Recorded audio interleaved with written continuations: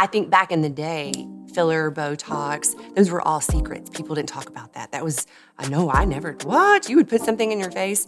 Well, I think now that so many people are open and are talking about it, it's becoming a common thing. It's not near as negative as it once was due to people talking about it. Balancing inner and outer beauty, to me, it means taking in the whole person in consideration when treating their outer beauty. And so their skin, their mental health, their face, body, all of those things, we want to keep balanced. So they're not looking or feeling like someone else, but they're just feeling like a more empowered and engaged version of themselves. And so this is something that I really had to grapple with for many years on, am I wrong for being in an industry where I'm continually helping people change how they look? But it really helped frame a new narrative for me of understanding we're not here to change the person. We are here to help them level up or elevate how they feel about themselves. Leveling up your look for my patients really means embracing the parts that you love about yourself and using these services to highlight those things. And so let's instead talk about the things that we can do to impact your beauty and what you are trying to achieve yourself in a much more realistic manner. A lot of people don't realize that if I can add a little volume and take away some lines, it's going to give you confidence. And I think that's beautiful. I would have done anything to build my confidence back in the day. And so if I can do that for someone else, then why wouldn't we? Let's just be transparent and talk about it. And I'm the kind of girl, if I find something that works, I want to tell everybody. I don't feel like I am adding filler. I feel like I'm adding confidence. I don't think I am removing a wrinkle. I'm removing insecurity. Every person that I touch, my prayer for them is that they would see themselves as we see them. These women walk in, they're so stunning and they're so beautiful, and all they want to do is fix what they see in the mirror. So, leveling up to me is just adding confidence and security in each person that walks through the doors. I'm hearing more and more from providers like yourselves that they're having more in-depth conversations with their patients, not just around the safety and efficacy of medical aesthetic treatments, but also around psychosocial dynamics and even going into mental wellness. Where do you see that intersection, that balance with regard to inner and outer beauty, health and wellness for yourselves as medical aesthetic providers? I think a balance is key, and I do think it is our responsibility to introduce that to the conversations with our patients. Of course, they're there because they want to enhance or change little things about themselves, but I feel personally responsible to make sure that they're approaching that in a healthy manner. And so we're talking about health, we're talking about good skincare programs, we're talking about their medical wellness. We need to make sure that once we do the treatment, that they're actually feeling more confident and we're not just hiding the insecurities for it to come out in a much bigger way in the future. I think there's still a lot of women who have a lot of concerns around these products and procedures. Are they safe? Are they going to look natural? Are they going to become someone who they're not?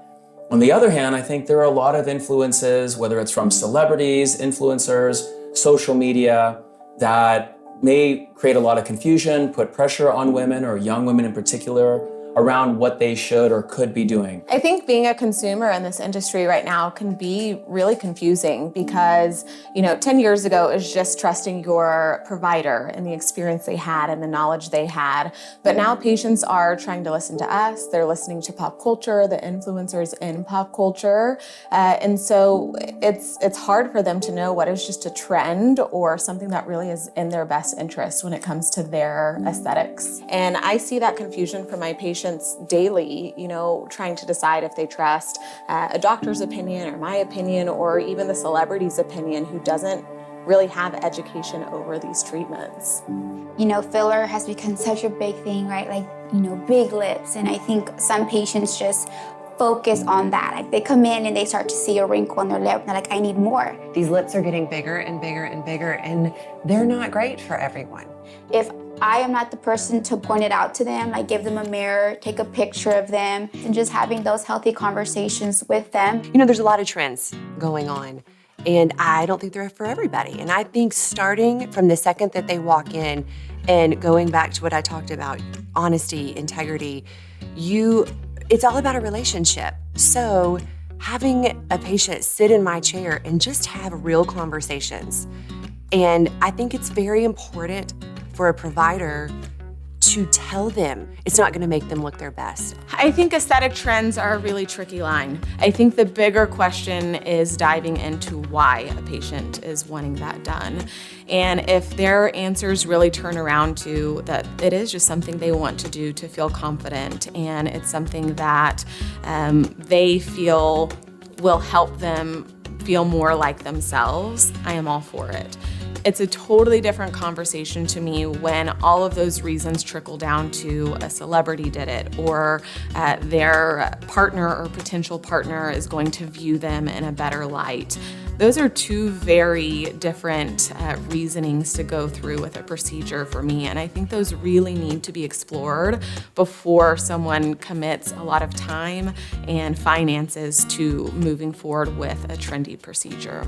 If we as providers don't have the utmost integrity and honesty, then it's probably not a good idea to stay in this industry. It's so, so important to be very, very transparent and honest. Peer pressure is high on both sides, whether people are not getting treated or whether they are getting treated. And I think as clinicians, we need to be equipped with the ability to provide services and outcomes while recognizing why our patients are getting things done.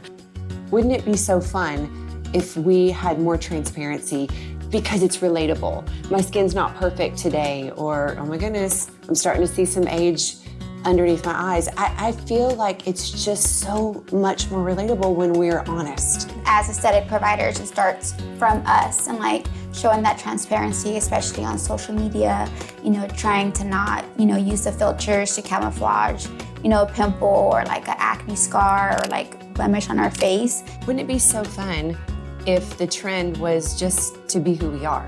So as providers, how do you gain the trust of your patients with regard to the recommendations, the guidance that you give to them, even the boundaries that you set or that you're recommending that they set for themselves as you look out for what's in their best interest, not just with regard to their pocketbook, but also the results that are really going to be their best match and meet the objectives that they're really looking for? I think education is key, and establishing that trust is of the utmost importance from the moment that we meet them. I mean, we're all striving to earn our patients' trust, and also really evaluating if we trust them and how they're viewing things in the same light.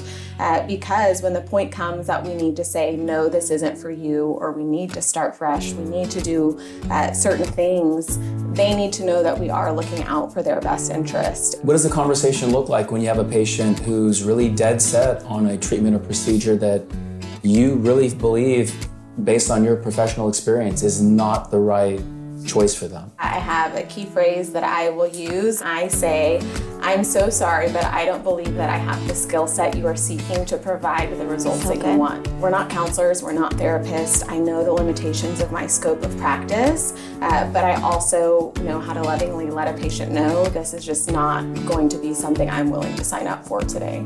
I think it's so important as a provider to never step over line. If I'm not comfortable doing something, I'm not going to do it.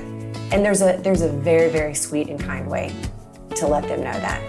Is the goal then that they will have an opportunity to pause and self-reflect about the solutions that they may be pursuing? Absolutely. I think that is where we can say that's what turns something from a trend to a standard of care, that we are here to provide the best outcomes for patients, not hit the best numbers in syringes of filler sold or number of lasers done, but that we are truly caring for people in that way.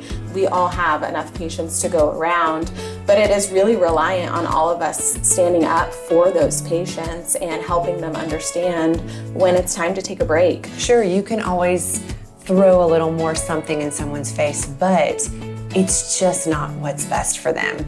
And I think if it goes back to previous questions on honesty and integrity, and we have to draw the line.